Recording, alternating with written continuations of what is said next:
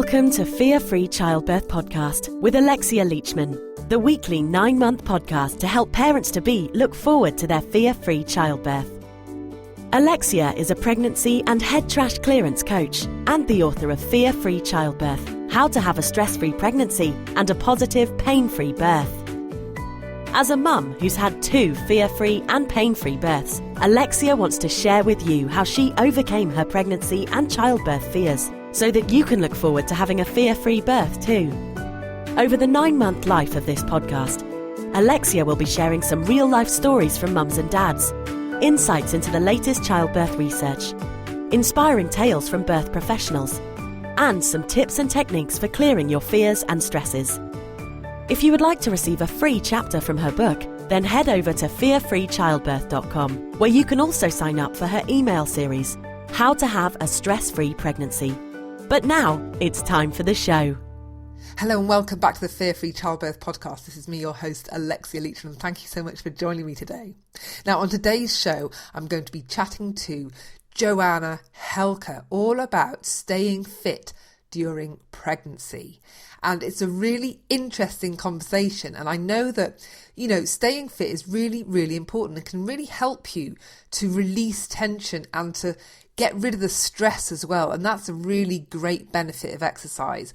But more important than that, it can really help you when it comes to preparing for childbirth and labour, because guess what?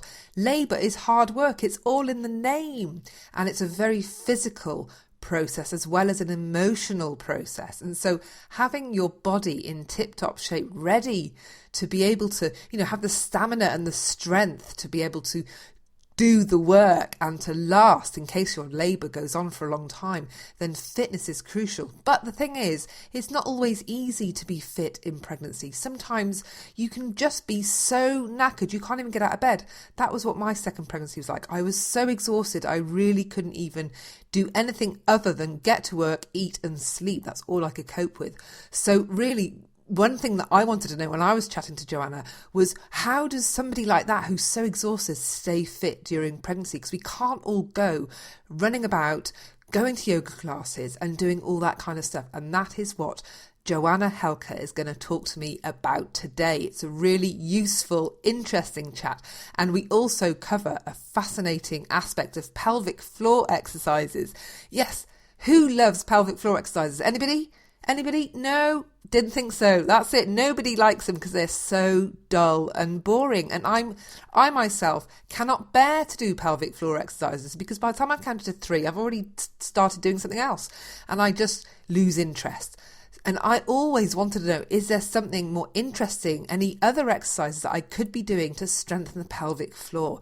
And I'm pleased to say Joanna has got some great news to share with us on that front too. So plenty to listen out for during my chat with Joanna. But before I hand over to that time that I spoke to her, I just want to give a little bit of an update on the petition that I mentioned last week. Now, if you didn't hear last week's show, last week, on a bit of a whim, it has to be said, I started a petition to a UK television channel called Channel 4, and it's really to petition them to portray childbirth in a more positive, balanced way. They are responsible here in the UK for televising One Born Every Minute. And they are, I don't know what series they're on, whether it's 6, 7 or 8, but there's, One Born Every Minute is known to instill fear and terror about childbirth into women. And that's fine because it's entertainment and people love to watch it. They wouldn't keep putting series after series if people didn't like it. However, the unfortunate side effect of One Born Every Minute is it's actually forming part of women's education when it comes to childbirth. And just looking on Twitter, you can see that women are utterly terrified of childbirth based on what they see on that programme. And I believe that someone like Channel 4, an organisation like Channel 4, really need to take responsibility for what they're doing and put out more positive programming as well so that women can get a sense of what childbirth is really like. And so that's why I think they should balance their programming by showing some of the more positive aspects, some of the more less scary aspects, and what it's really like for many women actually, those really beautiful home births, natural births, water births, all those things where there isn't any drama, there isn't any fear. So there's a There's a petition over at change.org. The link will be in the podcast show notes for today's podcast, and it'd be great if you can add your name to the list. But better still, it'd be even more brilliant if you could share the petition among your tribe, among your friends, on your Facebook page. I cannot believe that in under a week, I only posted this petition last week, but I've already got nearly 600 signatures. I cannot believe it. So if you're one of the people that have signed, thank you, thank you, thank you. But please, can you just help us to get an even louder voice and just share it and get more people to sign it? I would really, really appreciate it. So, like I said, the petition link will be in the podcast show notes. Anyway, back to today's show. So today I'm chatting to Dr. Joanna Helker, who's a pregnancy and postnatal, prenatal fitness expert. She's been featured in many magazines. She's got an online fitness program, which means that you can just do all the fitness stuff when you're pregnant without having to leave the house, and you can watch the videos, do the exercises in the comfort of your own home and at a time that suits you best. And believe me, if I had known about this program when I was pregnant, I would have signed up pronto, because I wasn't able to get to the classes and I was just too tired in the week to be able to do anything like that. So weekends was when I really wanted to do that. But I've got a little girl, so I couldn't necessarily zip away at the weekend and do that kind of stuff. So anyway, here's the time that I spoke to Dr. Joanna Helker all about staying fit during pregnancy. I hope you enjoy it. Well, I'd like to welcome Jo Helker to the Fear-Free Childbirth podcast today. Welcome to the show, Jo. Thank you for having me here. Now, today we're going to be talking about how you can use your body to de-stress and really help you during your pregnancy, because obviously a lot of this show is all about the mind stuff.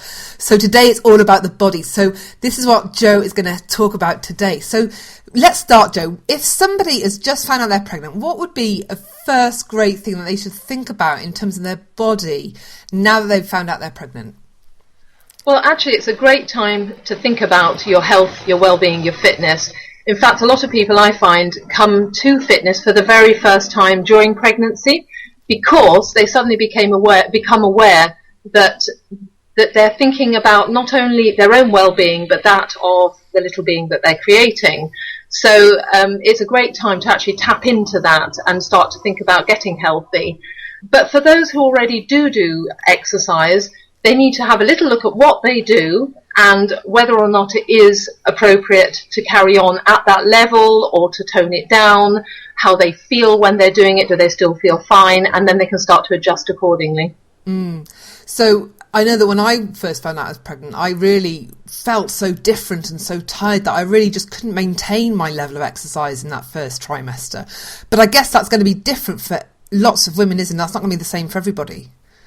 Yeah, it's really true that some people just feel so exhausted that they simply can't do anything. And I always say to people, don't work through that. Don't try and force yourself to sort of go into a great big fitness drive in your first trimester when your body is literally laying down the foundations of that pregnancy. Such an important time. So I know it sounds really cheesy, but you have to actually listen to your body. And if the body is saying no thank you, then it's no thank you, and you just sit back and wait until you feel better. For other people, they feel absolutely, I mean, of course, some people don't even realise they're pregnant and they just carry on and they feel great, and they might have been doing all sorts of stuff. You know, they might have been doing circuit training, goodness knows what.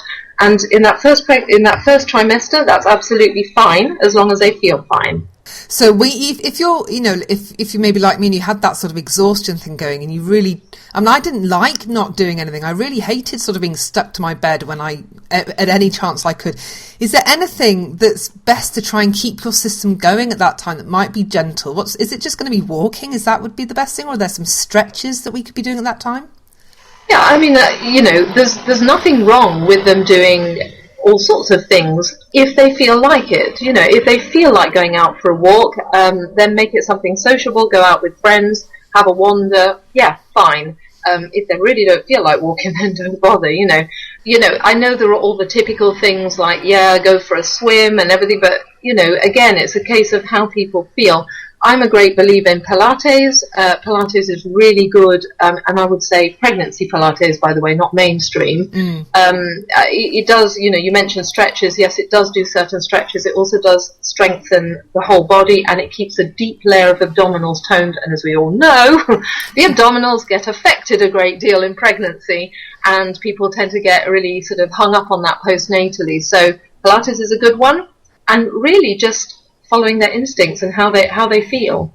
So once, let's say, I mean, the first trimester is quite different for many people, but also some say the exhaustion suddenly lifts in the second trimester and you start feeling a little bit normal again. So, and I guess in that phase as well, people are starting to maybe sort of accept their pregnancy a bit more as they kind of maybe make it past the 12-week where the worries of miscarriage kind of sort of start falling away and start thinking, okay, I really need to start really preparing for this and really taking this a bit more seriously maybe. So what kind of exercises or movements would be good for somebody in their second trimester?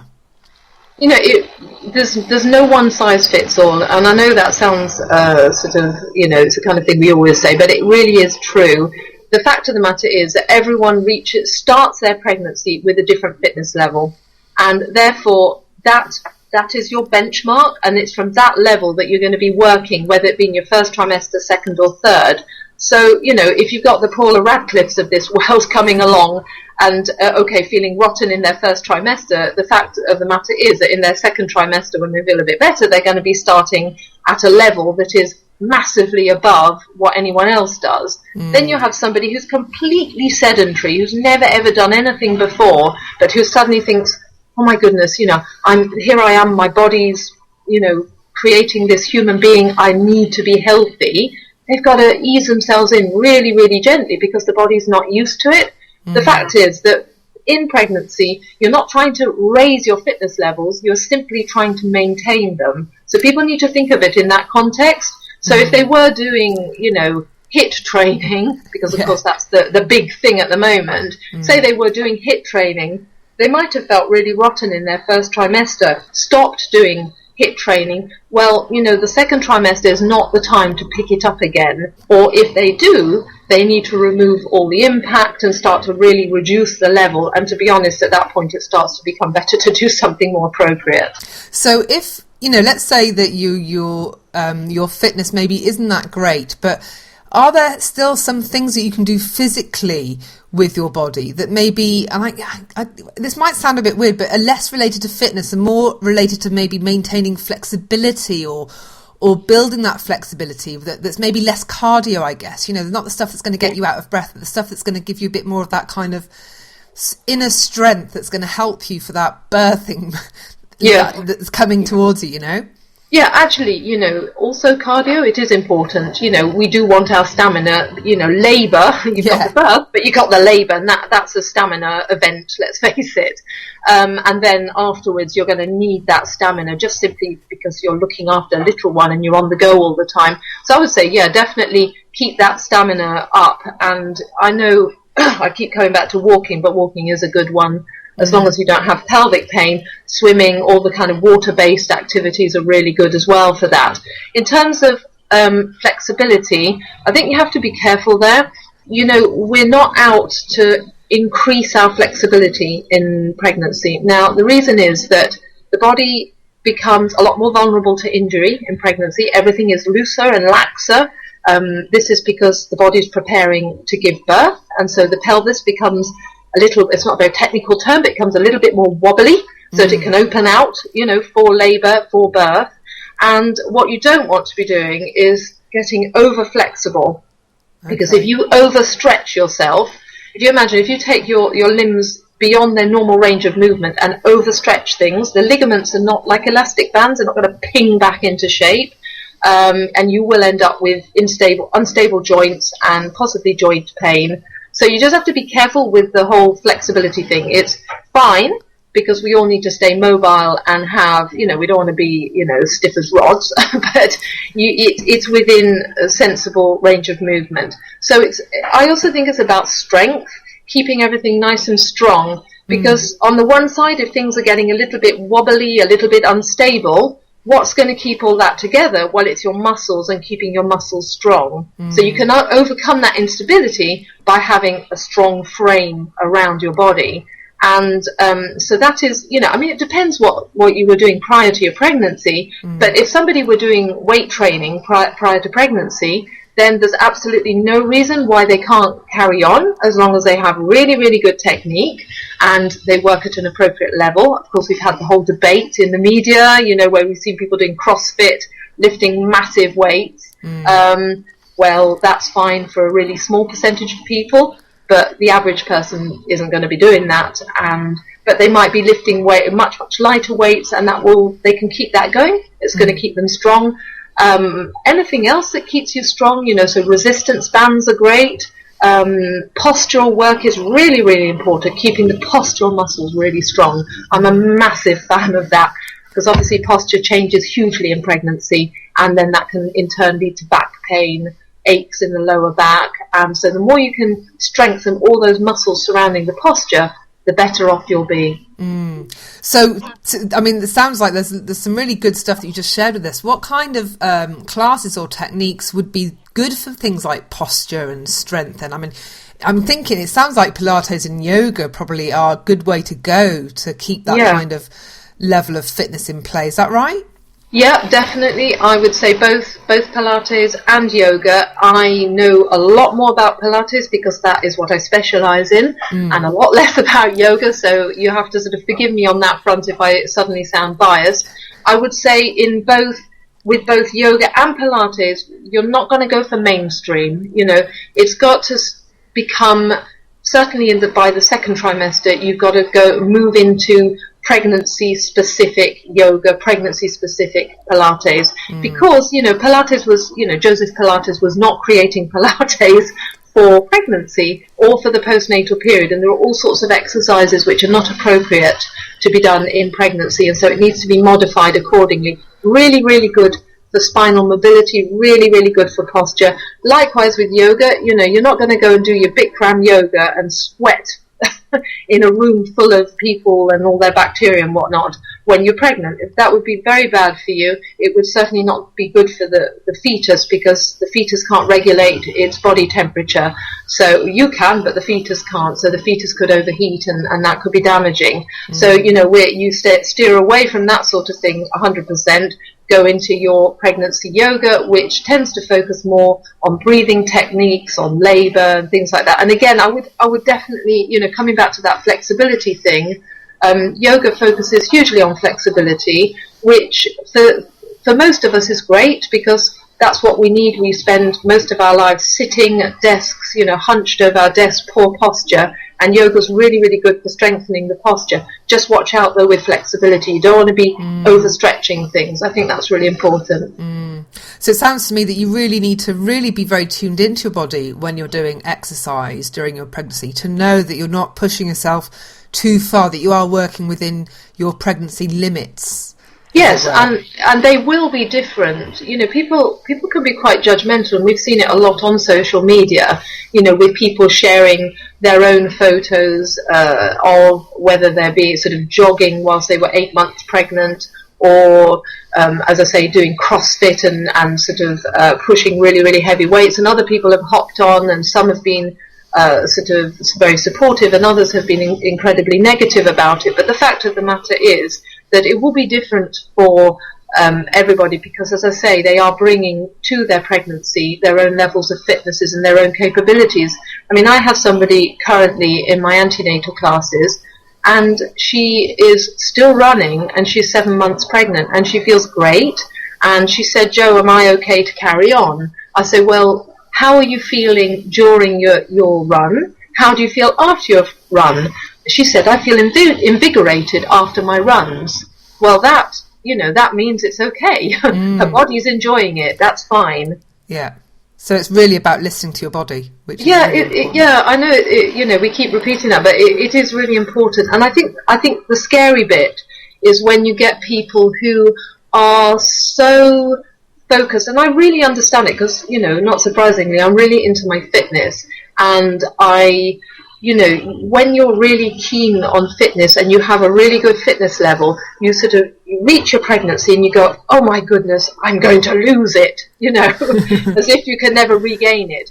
But the fact of the matter is everything is reversible. So you can lose fitness levels, you can gain them again pretty quickly. But the problems arise when you have people who don't listen to their bodies because they are absolutely determined not to lose their fitness levels. So you sort of get people running, despite the fact that their body's saying, please give me a break, I just want to walk, or or whatever it is, or they're lifting beyond what the body feels like doing, or they're just doing too much, and the body's tired, and they're not listening to that. That's when you start to get injuries, because when we're tired we start to lose good form. And that, because we're more vulnerable in pregnancy, technique is incredibly important. And the moment you start to slip up on your technique, that's when you can start to get back pain and niggles, injuries. Yeah. Now, I just want to go back and go back to lifting things, because I know that when I was pregnant, I had a lot of people offering to carry my suitcase at the station, and a friend was round and she refused to let me hoover my house because she didn't want me bending down and lifting the hoover up the stairs, that kind of thing. And I was like, oh, it's fine, I'm fine. Are there any things that we need to think about when lifting, things like suitcases or hoovers or anything like that when we're pregnant? Yeah, and we all should, regardless of pregnancy. Although obviously, the more heavily pregnant you are, the more sort of your centre of gravity has changed, and therefore everything is distributed in a slightly different manner, which places greater pressure on different parts of your body. But basically, it's the usual thing of trying to lift things in a centred way rather than, it's the typical thing is always having your bags on your right-hand side if you're right-handed. Well, that's not going to help things. You're going to end up with an imbalance there. So there's thinking about that sort of thing. There's thinking about lifting with your back in a really good position. So, of course, the classic thing is everybody always stoops over and rounds through their back, and then something goes in the lower back. Well, this is the same whether you're pregnant or not pregnant. But in terms of, hoovering and lifting your bags and suitcases, unless, if somebody has a pre-existing back injury or problem, the likelihood is that it will reoccur. Even if it had disappeared prior to pregnancy, it might well rematerialize during pregnancy. And what you don't want is to set it off by doing a silly move. But otherwise, all those things are functional. That's what we do in daily life. We don't just sit around. Well, hopefully we don't. we do lift things up. We do go shopping, and that's part of life. And I'm a great believer in that. If you just sort of sit still or start to really not do a great deal, the muscles begin to waste away. It's that regression again of your fitness, and then the more the muscles regress and waste away, the more vulnerable you are to an injury. So really, the more you can keep mobile, active, strong, the less likely you are to have injuries. Now, thinking about sort of how we can, if things are getting a little bit stressful during our pregnancy, what kind of things, might be useful to help us de-stress. I realise that a lot of exercise can help us to de-stress in that way, but is there anything that comes to mind that you think is particularly good at managing stress within pregnancy when it comes from a movement perspective? Okay, I think that depends on the individual. I would obviously I use in my pregnancy Pilates classes. I use a whole series of movements which I think are particularly relaxing, and at the same time do nice things in terms of easing tension. We all tend to carry tension through the neck, upper back, across the shoulders, those sorts of areas. And so I'll do all sorts of really nice movements that just release that area and therefore release tension. But I think, if somebody, genuinely dislikes Pilates, for example, then no amount of doing those relaxing exercises is going to help, because they're sitting there thinking, God, this is boring, or whatever it is. So, if what they really love is being outdoors and jogging, and that empties their mind, frees their spirit, enables them to think about other things, then and their body feels fine, then that's what they should be doing to de-stress. I mean, we all know that a lot of distance runners say that that's why they like it because it just empties their mind out. It enables them to clear that clutter in the brain. Yeah. And if they can't run, then the likelihood is that walking, a good old power walk outdoors, because it's those surroundings, isn't it, that help, I think. So it's finding something similar that will have the same effect on them. It might be that, the endless up and down, counting your lengths in the swimming pool does it for you. I really believe that everyone should do what's right for them. And is there anything that you can think of that would be good to help women to prepare, once they're in their final trimester for the big day, as it were? Again, people tend to really slow down in those final weeks and they get really tired. And what I noticed just from years now working with people right up to their due date and beyond is that some people, it depends how they carry their baby. It depends how big their baby is. Obviously, if they're carrying twins as well, all these things I have quite a few twins at the moment. I don't think I can imagine that. My last pregnancy, I felt like I was going to drop her on the pavement for the last 6 weeks. I know. Don't know how twins. Oh dear, can't imagine. I know it must be so exhausting, really tough, and.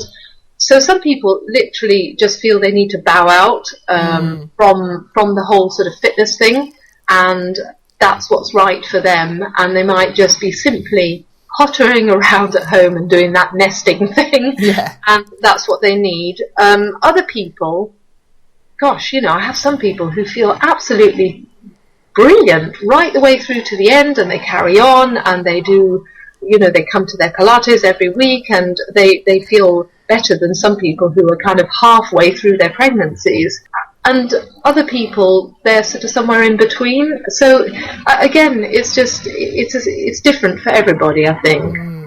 I know in the last phase of the last few weeks of my pregnancy, I really got my Swiss ball out and was using a lot of just bouncing around and building some of that sort of thigh strength, I guess, and trying to maintain core strength, and so that's what I really enjoy doing, with some Swiss ball action. Yeah, definitely. And I take quite a few Swiss balls to my classes, and they're there, and it's usually the people who are in the final phases of pregnancy who end up sitting on the ball, and it's a lot of things like, pelvic tilts are really good.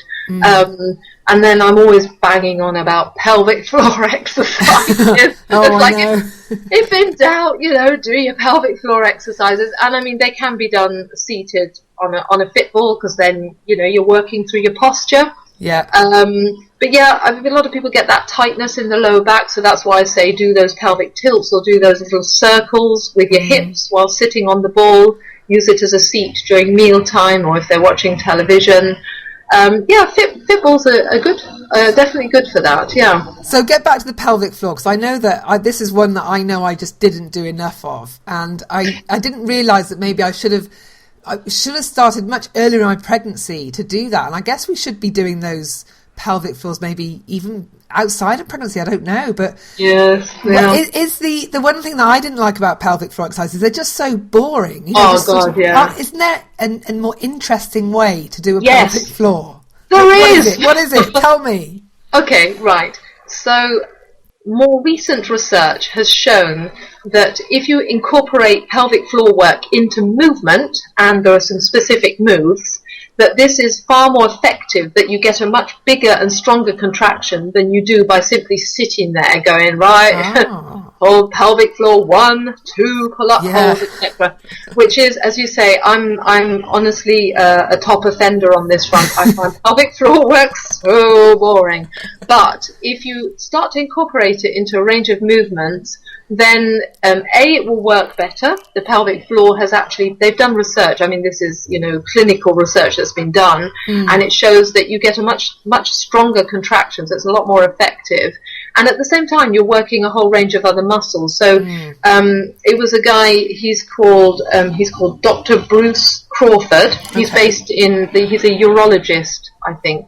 Oh, yeah, he's a urologist, I think, over in the States. And he's devised a program called Pilates. So it's Pilates. It's like Pilates, but with an F in the middle. In other words, pelvic floor Pilates. Oh, right. And on the basis of his research, he's come up with 10 key Pilates movements. Now, they are modified to work your pelvic floor optimally, but basically they work, you know, your thighs, back of the legs, bottom, outer thigh, etc., and the pelvic floor very well. And I think this is really good because, you know, one of the worst things about pelvic floor is just, you know, there's non-compliance. People give up because it's like when you're told you need to do your pelvic floor exercises 3 times a day, every day, forever after, people just go, oh God, that's too hard. I'm not doing that. Guilty. I'm guilty. Yeah, exactly. Whereas if people go, oh, you know what, you can do these exercises and they're really good for really good leg work. Just do 3, because what he says is there are 10 of these key exercises, but there will be 3 that work best for you. So if you can kind of identify what those 3 best exercises are for you, and you can feel that basically, you can just feel your pelvic floor working better, then you just go, okay, right, I'm just going to do these 3 exercises. And it might be a series of lunges, or it might be a series of squats with a pull-up, or lunge with a pelvic floor pull-up, or one is a cat stretch. Well, we all know that cat stretches are really quite nice and they're quite relaxing and they release tension in the back. Well, if somebody tells you, you know what, do your cat stretches, they feel good, you'll feel good in pregnancy, and at the same time pull up on your pelvic floor, well, that's not such a hardship. Yeah. No, I know. So these exercises, can we just go and check them out online? Are they kind of for everybody to go and have a look at, or do you need to buy a DVD or something? Yeah, he has a DVD. He came over a couple of years ago. He came over from the States to the UK, and he trained up a series of instructors. I was the very first cohort in the UK to do his course, because it looked interesting to me, because honestly, pelvic floor is so important, and yet it is just such, as you say, it's just, it's dire in terms of people complying and actually doing their pelvic floor exercises. So I thought, right, let's go on this course. And yes, so if you go to a class, for example, and people have actually trained to do it, they'll probably incorporate it. I incorporate it into my classes. But yes, there's a DVD, and then it has a little booklet as well that you can follow. And honestly, I think it's really useful. And when I have people, and I have quite a lot of people postnatally who have pelvic, dysfunctional pelvic floors, not surprisingly, because that, all sorts of things can happen both during, after pregnancy and labour, etc. And that's where I tend to point them as a first port of call, because I've noticed that the information that's tending to get handed out to people is simply the kind of, right, you're going to pull up on your pelvic floor, hold it for 10 seconds 10 times. And it's a kind of one-size-fits-all, and it's a bit like telling everybody in the gym to lift 10 kilos 10 times. Now, if a personal trainer did that, they'd be told they were rubbish. It's like, well, no, you find out what the person's benchmark is, and if they can only lift 3 kilos 5 times, then that's where they start. And so I tend to point them towards this other system, which doesn't prescribe this kind of, right, hold for 10 seconds, when, let's face it, if you've had an episiotomy, you might only be able to hold for 2 seconds. If you make the person feel bad, they'll just give up. Yeah, absolutely. Now, I heard when I was had my first little one a few years ago, a friend of mine told me that she'd discovered a pelvic floor weightlifting product that sounds like, when she described it to me, it sounded like it was a tampon with a weight on it. It is. I've seen them. Yes. I've never seen one, because she was handling their PR, and I've never seen anything out in the wild, as it were. And I wondered, how do you come across it, and do they work? Yeah, I have come across them. Yeah, you can get them, I think, in Boots and places like that. They're kind of like cones, I think they're called. And yes, they're progressive. Well, I mean, it's like anything. Anything that's working your muscles, the idea is that you have to create overload to get a result. So there's no point in lifting, doing a bicep curl with a 1 kilo weight if that's super easy for you, because it's not really going to do anything much. So I reckon that these cone things, I don't know enough about them, but I reckon that first you need to work through programs without those things.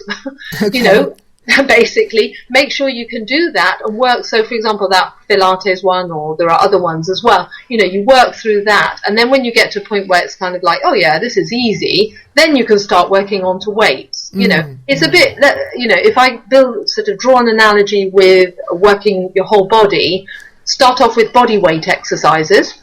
So you start off with squats without a weight, and then once you sort of can do about 1 million squats without any weight, you're like, okay, this is easy, let's add a barbell and start to add some weights, and then you gradually build up. It's the same concept. Okay, because I wasn't sure if that died a death, that product, but clearly it's sort of out there. I think it's there, and I actually got contacted by a company the other day, and they were asking me to take a little look at their product, and theirs is an app. And this is, I think this is where it could be quite useful. The idea is that the app is that constant reminder to do your pelvic floor exercises, and you can log your progress. So it's trying to get people to adhere to the program, because that is effectively the main problem with pelvic floor exercises. So I thought that, again, that's quite a good idea, an app on your phone. Which reminds you. I got an app like that, actually, that was like an add-on to somebody else. I think it was a magazine or somebody that kind of added that functionality to their free app, just to get you to kind of get the main app, as it were. And I found that really useful for a while, except, again, it's just because the exercises that you have to do are just so damn boring that I gave up. You know, the whole holding it in for 10 seconds. I'd much rather, if they say, get on the floor, do 20 crunches, I'd much happier do 20 crunches than sitting there in my seat. Then I just forget and start doing something, you know, when I get back to my email or something. This is why I think that, you know, if somebody tells you, you know what, do 10 lunges on your right leg, 10 on the left leg, and pull up on your pelvic floor at the same time at a particular point in the lunge movement, you're more likely to do it, because you're like, I can feel this in my thighs. I'm working. Absolutely. And so this stuff is going to be really useful during pregnancy, but then what I'm thinking in my head now, postnatally. Oh God, goodness. Really important postnatally. And also, you know, people sort of go, I can't do anything for, you know, until I've had my 6-week checkup. But actually, the one thing, I know people don't want to hear that, but the one thing they really can do and should be doing is pelvic floor work. Although I wouldn't be suggesting doing squats and lunges to accompany them, not in those first 6 weeks. No. Let's, you know, take it easy. But it's for people who've had stitches, people who've had a C-section. What doing pelvic floor work does is it encourages the flow of blood to those areas, and it will promote healing. So even from the perspective simply of, you know, I want to heal, I would be doing them. Okay, now that's really, I'm really glad we sort of dived into that pelvic floor subject, because there's lots of questions that I had around that, so thank you for that. That was really, really good. And so and we've had a really great sort of walk around the houses in terms of all the exercise aspects and the fitness things around pregnancy. Is there anything else that, if there's somebody listening to this who's pregnant, and anything else that you feel that you need to share with them before we go? Yes, I think that the social aspect is really important. Basically, you know, you come to pregnancy and you're normally in a job and no one else is pregnant where you are, which is in itself quite an isolating experience. Those first 12 weeks, nobody knows probably. And then after that, they might well know, but as I say, you know, there's no one else to connect with who is going through the same thing as you. So I do feel that it's really important for your mental well-being to start to connect with other people who are pregnant. Now, there are all sorts of ways of doing that. And, you know, obviously people go to their antenatal classes and meet other mums. And those are really hugely important for friendships, building networks and friendships. You've also got a lot of stuff online now with forums and things like that, which again, where you can share your worries and ask questions and connect with others who are at the same stage of pregnancy as you. In terms of what I do, that's why my antenatal classes have all got all sorts of social elements actually incorporated into them. And I feel that wherever someone is, if they do take part in physical activity, if they can do it, if they can do pregnancy-specific exercise, one of the major advantages is quite simply that once a week they will be connecting with other mums-to-be. And it's such a great place for them to then start to sort of share, because otherwise you're very much on your own and you're kind of wondering whether that peculiar, stretchy feeling between the intercostal muscles is normal or whatever. You're left wondering all sorts of things, and it's good to be able to talk to others. And the hope is that then that will carry on postnatally, and that really, really strong networks will be forged, because you know what, postnatally we all need that. It's not easy, that transition, particularly first time round, going from carefree, no responsibilities really other than your own, and suddenly becoming a mum. It's huge, and to have other people with you and to be able to see them every week and share with them, I just think, and if physical activity is incorporated into that, then all the better. I think it makes for a fantastic mix. No, that's a really, really good point. I'm glad you mentioned that, because I totally think that's one thing that I was very keen to do in my pregnancies, was seek out that social, that those little groups that you can connect with. So I'm really pleased that you mentioned that. Thanks, Jo. That's a pleasure. And so if people are interested to find out more about your work and what you do, because you've got classes here in the UK, and you've got on your website, you've got an active online forum and stuff as well, haven't you? Just tell us a little bit more about where we can find you online. Okay, well, I have two aspects to what I do. One is online and one is offline. So my offline stuff is local, it's in Leicestershire in the UK, and I have these face-to-face classes, of course, with social elements incorporated. It's really important to me, and I include that prenatally and postnatally. And it's lots and lots of fun, and I learn all the time from seeing people face to face. But my the main thing that I do really is my online stuff. And basically I have week by week online program that takes people through pregnancy. It's actually the first of its kind in the UK, and it places people on a fitness program. It's a pregnancy Pilates program, and it places them on a timeline at exactly the right point for their pregnancy. So for example, if you were 17 weeks pregnant and you joined, you would be on week 17 of the program, and you would get your filmed workout for week 17 of the program, along with the forum where you can connect with other people, a closed Facebook group. So you get hopefully a whole online community and support from me, and it takes you week by week. Every week you get a new workout. So as your pregnancy progresses, when you get tireder, if you do, then the workouts get more gentle. And then postnatally, it carries on smoothly. And this is where it's quite unusual, because most of us kind of come to a complete halt when we give birth, because obviously we wait for the 6-week checkup. But mine carries on with all sorts of things that you can and should do, and useful information, again, filmed every week. So literally from week 1 of the postnatal period. So I go through, the dreaded pelvic floor work. And then I go through, stuff relating to your abdominals and checking your abdominals to see how they're doing postnatally. And then it just gradually starts to build up. And then after that 6-week checkup, it then starts to bring in formal exercise, and it builds people right the way up through to 6 months postnatally. Well, that sounds like a fantastic resource. So I'm going to have all links to that for anybody interested in joining Jo's program on the podcast show notes at the fearfreechildbirth.com website, so you can find out more about that, because that sounds absolutely brilliant. And so that's all accessible through your website, or is it in an app, or how does it work? It is all on the website. So the website is just my name. It's just joannahelke.com. And basically people can pop along. They can give it a go for 2 weeks for free. And then if they decide they like it, they simply have to sign up, and, that's it. Fabulous. They're there. Yeah. Fabulous. And it's the advantage is that it fits in anywhere, anytime. So you're not jammed in trying to sort of meet a 7 p.m. class on a Thursday evening when you're tired. You can literally fit it in whenever you want. No, sounds perfect. That sounds like the sort of thing I needed to do when I was pregnant, so I'm really annoyed I missed out on that. Well, I mean, that's why I've done all of this. It's like, I didn't have all of this. This is what I wanted. I know. Brilliant. Well, thank you so much for joining me today, Jo. It's been a real pleasure. Thank you so much. Well, thank you for having me. It's been a pleasure too.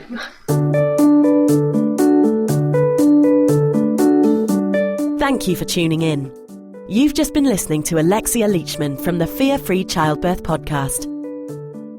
If you enjoyed the show, she'd really love it if you left a review on iTunes or Stitcher, or shared it with a friend. And don't forget, to get a free chapter from her book, head over to fearfreechildbirth.com to get your copy, as well as finding other episodes in this podcast and more about how Alexia can help you with pregnancy and birth preparation coaching. Until next time.